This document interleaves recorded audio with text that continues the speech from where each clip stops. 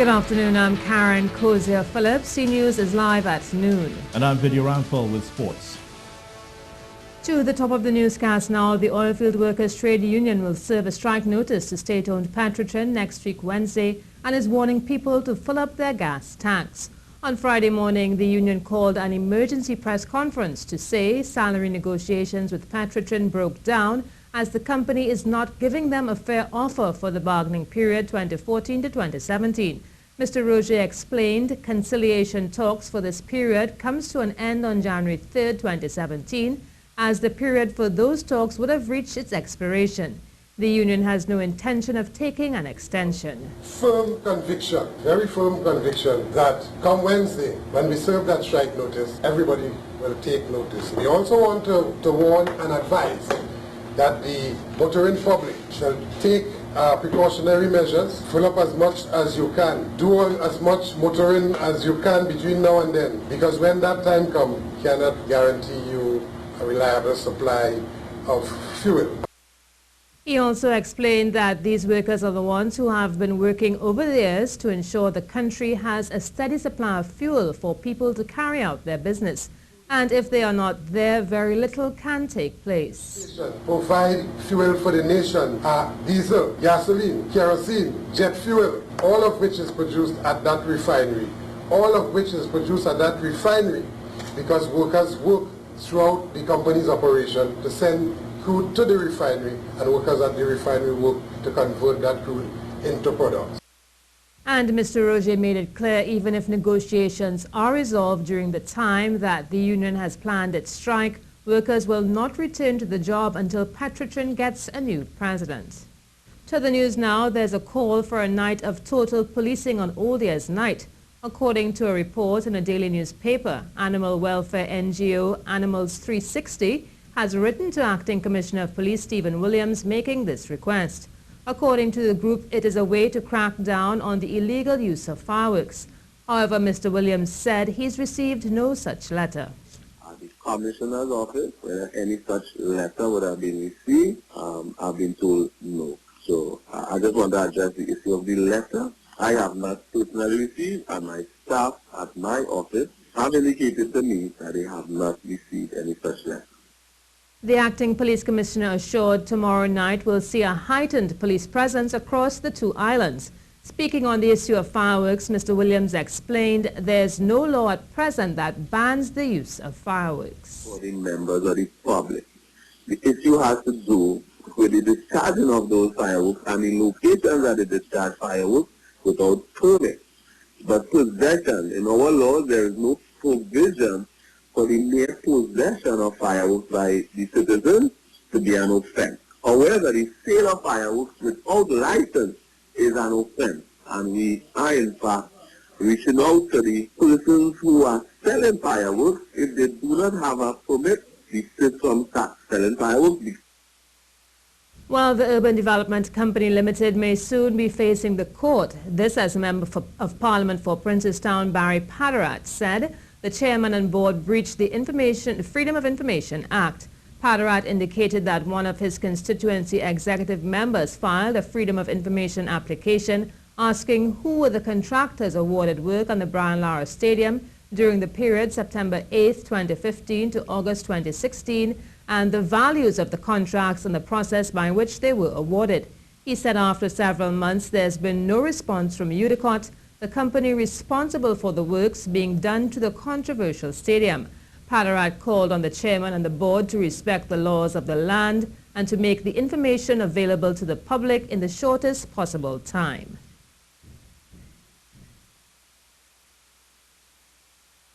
You're watching the C-News Live report at noon. Remember, you can keep up to date with all the latest news on our website at ctvtt.com, or you can check out our Facebook and Twitter pages at C-News Live.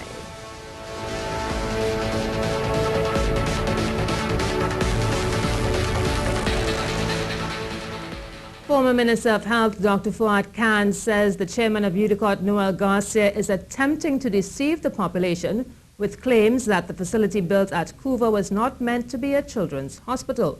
Now, according to Dr. Khan, this is not the truth. He said while Mr. Garcia attempted to back up this theory, by comparing the 50 beds outfitted to care for children exclusively to the 200 other beds utilized in other parts of the hospital. He said he neglected to mention that 30 of those other beds were assigned to pre- and postnatal care of mothers in the maternity section of the hospital, as well as the fact that the maternal and pediatric sections were devoted the largest amount of resources in the hospital.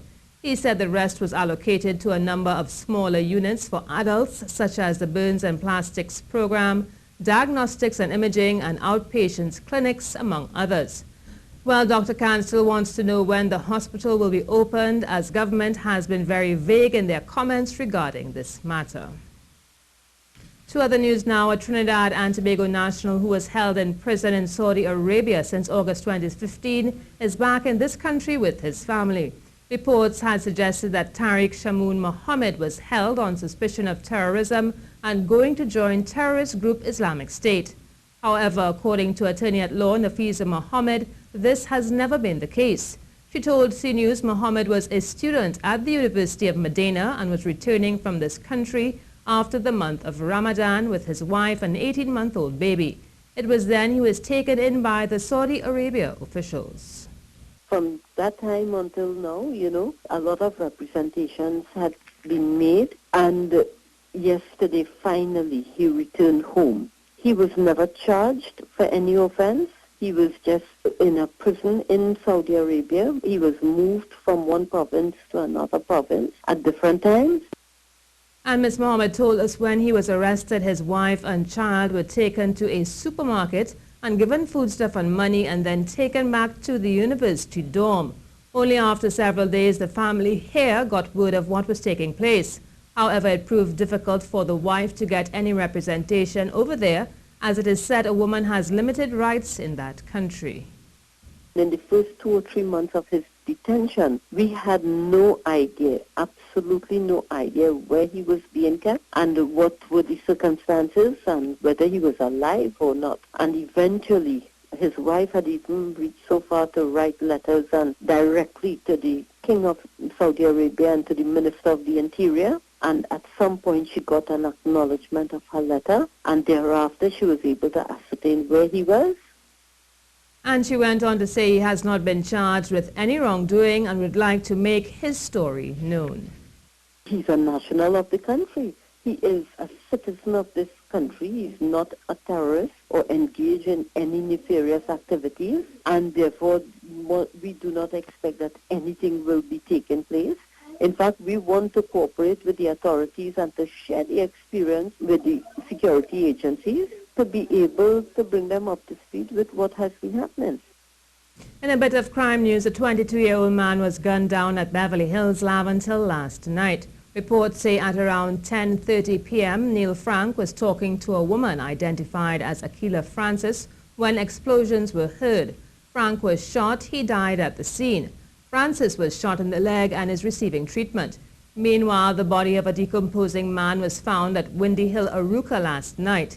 It is yet to be identified. Police say the victim is of African descent, was bareback, bare feet, and wearing a red and blue short pants. He had what appeared to be gunshot wounds to the face and neck.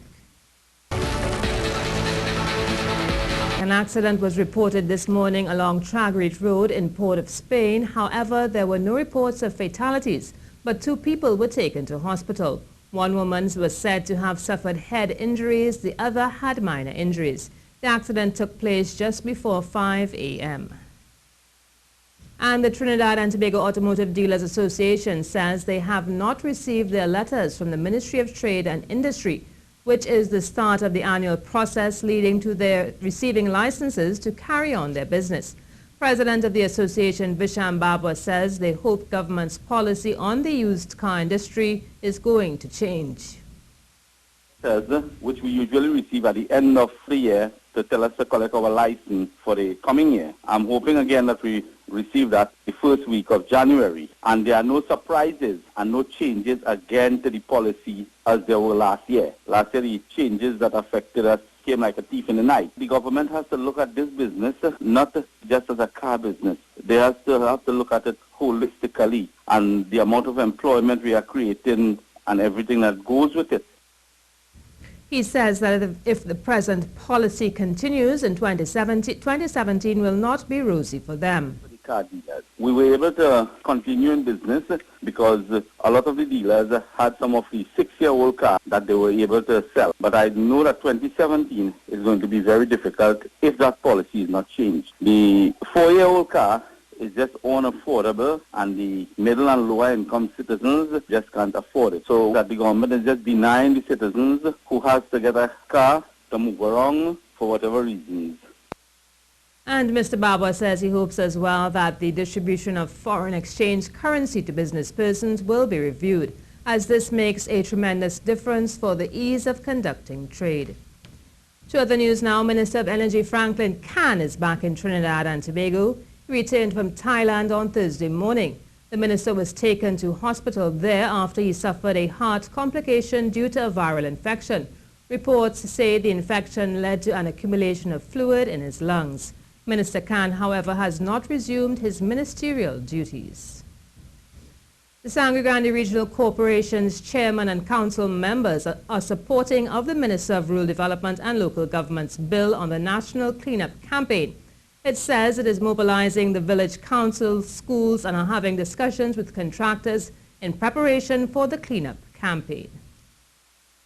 And the Ministry of Public Administration and Communications promises to do better in 2017. Via a press release, Minister Maxi Cuffy said he's aware that they have not always lived up to the country's expectations, and for that he wishes to extend his apologies.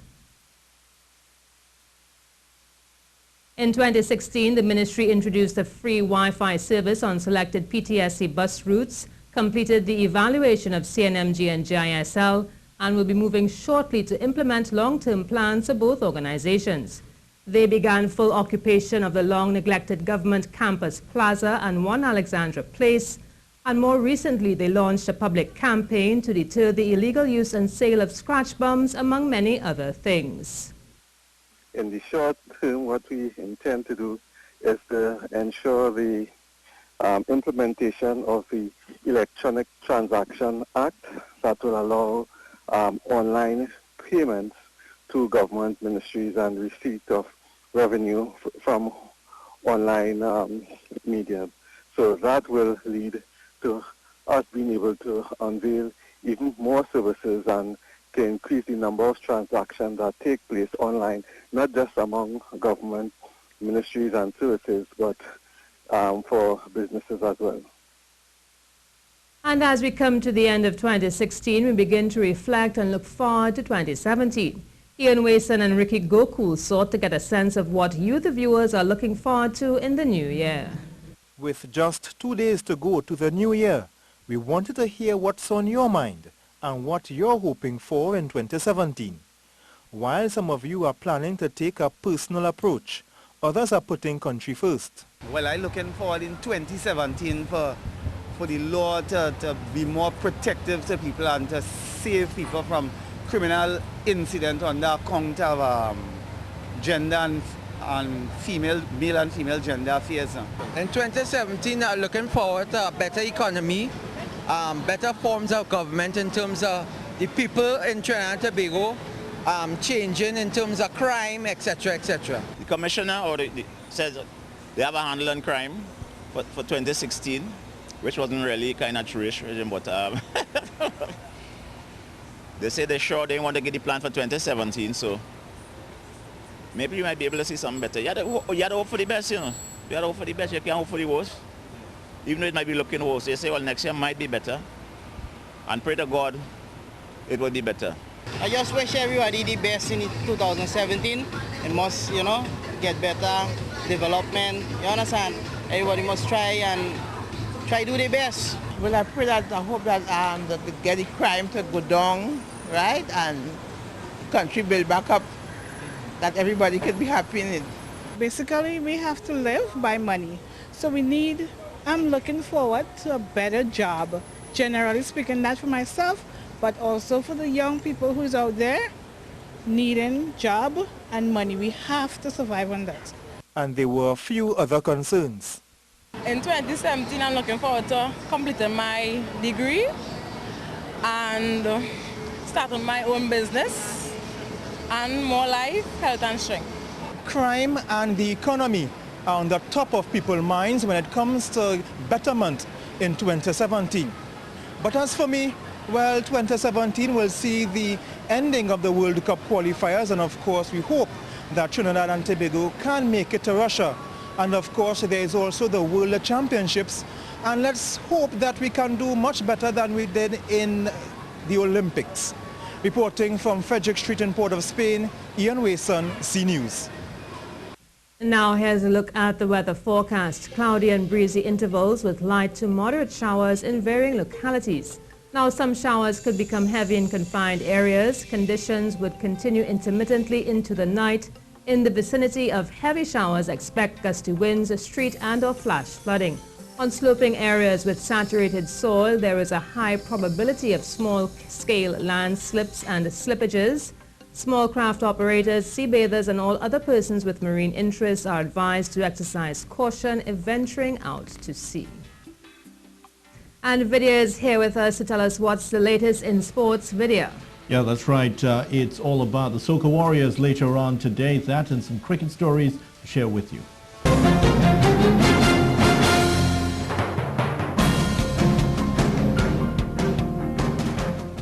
Hey there, it's time for your sport. We start with some news of football. Trinidad and Tobago's head coach Tom St. Feet has brought in 2 players to improve his squad ahead of their second match against Nicaragua tonight in Managua. The Belgian has brought in the US-based midfielder Keevan George and W Connections Ikem Andrews to bolster the squad that went under 2-1 to Nicaragua on Tuesday.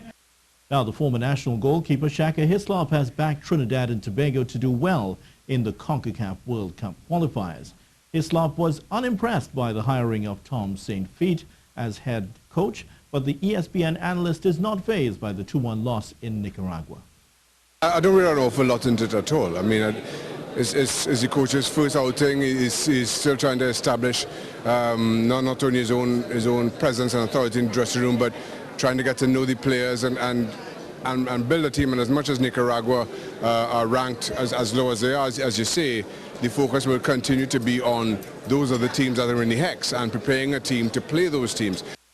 Now, Hislop might not be unduly worried by this country's first loss to Nicaragua in almost 50 years, but he admits there's still a lot of work to do. We've given ourselves an almighty hill to climb, but my feeling around this team remains the same, that this is a team that is good enough to qualify, but they've given themselves a lot of work to do now. Cricket now. On the West Indies spinner Samuel Badri bowled a miserly spell to help the Brisbane Heat maintain their perfect start to the Big Bash League. Badri shackled the Hobart Hurricanes with a spell of 1 for 26 in 4 overs before they set a competitive 173 for 9 in their 20 overs. The off-spinner was typically economical, conceding only 6.5 runs per over and removing the dangerous Kumar Sangakkara for only 12. Badri's teammate Chris Lynn made an unbeaten 84 from 50 deliveries as the Heat chased down their target of 174 with 3.4 overs to spare.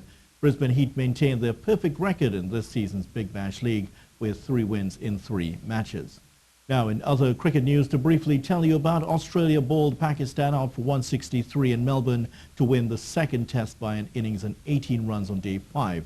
Going across to South Africa now, the Proteas beat Sri Lanka by 206 runs thanks to a 5-wicket haul in the first 14 overs on the final day of the first test. They take a 1-0 lead. Now, Keyshawn Walcott and Michelle Lee Ahi took home the TTOC's top honors at their awards ceremony last night. Walcott won a bronze medal at Rio 2016, while Ahi competed in 3 Olympic finals this year. Ian Wason watched the ceremony and files this report. 7 awards were presented to 7 deserving sports personalities. Young 100-meter sensation Khalifa St. Fort picked up the Junior Sportswoman of the Year, with cyclist Nicholson Paul cupping the Junior Sportsman of the Year. While Paul is perhaps fast on foot as he is on wheels, Sea Sports did in fact caught up with Khalifa St. Fort, who could not have been caught if she was running. 2016 has been an amazing experience for me to go from being, a third best on my high school team to now being a Rio 2016 Olympian as well as World Championship bronze medal. It's been a great year for me. Catherine Ford was awarded the Alexander B. Chapman Award. Dylan Carter was named the People's Choice, and the Paralympian Akeem Stewart was named the Sports Personality of the Year. It means a lot to me because this is my second consecutive one, and I'm really grateful for it. The big awards went to Michelle Yahi and Kishon Walcott, who were both absent. Their awards were received by Michelle's mom and Ian Hippolyte respectively. Ian Wason, C Sports. Now, finally, in some tennis news, some bad news for you guys. Serena Williams has used the social media platform Reddit to announce that she is engaged to its co-founder Alex Ohanian. The tennis star made the announcement in the form of a poem she said he took her to Rome where they first met to propose to her, and she said yes. It caps off a year in which Ms. Williams won her 7th Wimbledon singles title and 22nd Grand Slam singles title, but dropped to world number 2. Mr. Ohanian and Ms. Williams have kept their relationship quiet, but rumors began to circulate last year that they were romantically linked. Well, one Reddit user responded by joking that the score in the relationship was love, love. Get it?